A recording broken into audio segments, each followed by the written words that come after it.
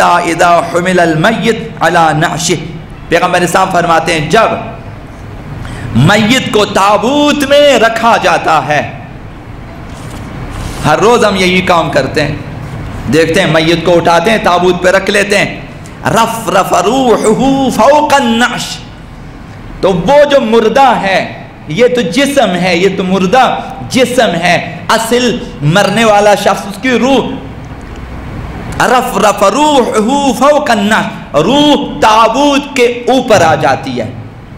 جس جنازے کو ہم اٹھا کے لے کے جا رہے ہوتے ہیں اس کے اوپر روح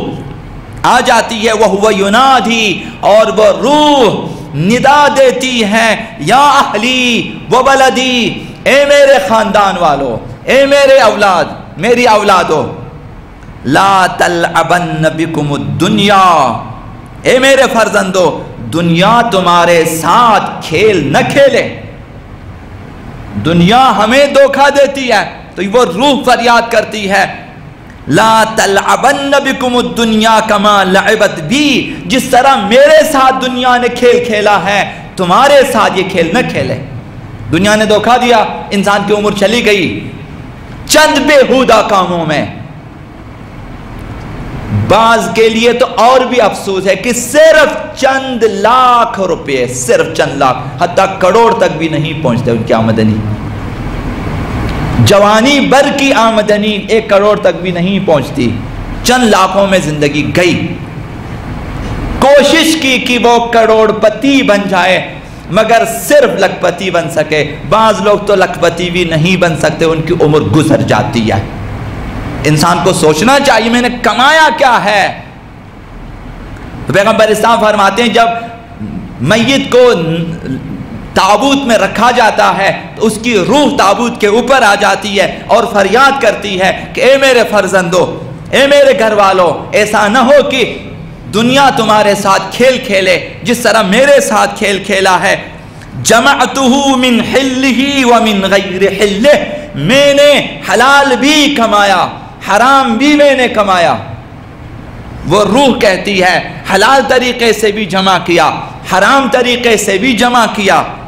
وَخَلَّفْتُهُ لِغَيْرِ، اور میں نے دوسروں کے لیے چھوڑ دیا، میں تو جا رہا ہوں حلال حرام دائیں بائیں،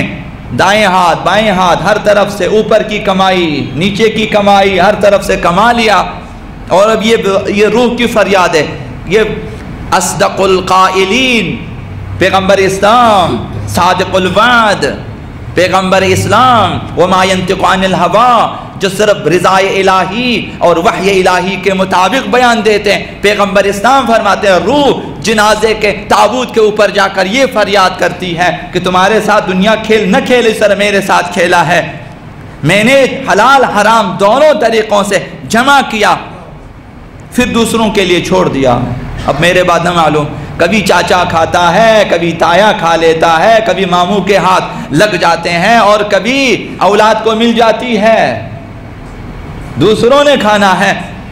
وَالْمُحَنَّأُ لَهُ وَالتَّبَعَاتُ عَلَيْهِ، روح کہتی ہے یہ سب کچھ میں نے جمع کیا، اب وہ مزے لیتے ہیں اور سختیاں میرے لیے، لذتیں اس کے لیے ہیں، آسائشیں اس کے لیے ہیں، اور سختیاں تکالیف حساب کتاب اور عذاب میرے لیے۔ یہ روح کی فریاد ہے، ہم سب کی روح ہیں اسی طرح فریاد کرے گی اگر ہم نے کوتاہی کی ہے۔ اس کے بعد فرمایا فَاحْذَرُوا مِن مِثْلِ مَا نُزِّلَ، بس ڈرو اس چیز سے جو اس وقت مجھ پہ نازل ہوئی ہے۔ روح کہتی ہے اس وقت جو عذاب جو سختیاں مجھ پہ نازل ہوئی ہیں اس سے بچو، اپنے آپ کو بچاؤ کہیں وہ تمہارے اوپر نازل نہ ہو جائیں۔ جب انسان مر جاتا ہے تو اس کی آنکھیں کھل جاتی ہیں، پردے اور حجابات ہٹ جاتے ہیں اور انسان دیکھ لیتا ہے کہ کیا کچھ ثواب و جزا و نعمات الہی اور کیا کچھ عذاب و سزائے الہی ہے، سب کچھ دیکھ لیتا ہے۔ اس لیے مردہ کہتا ہے، لہذا آقا ابا عبداللہ الحسین کے اصحاب خود آقا امام حسین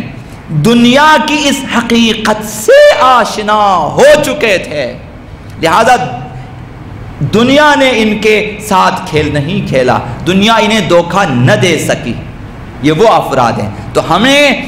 تربیت پا کر ایسے افراد میں شامل ہونا چاہیے جنہیں دنیا دھوکہ نہ دے،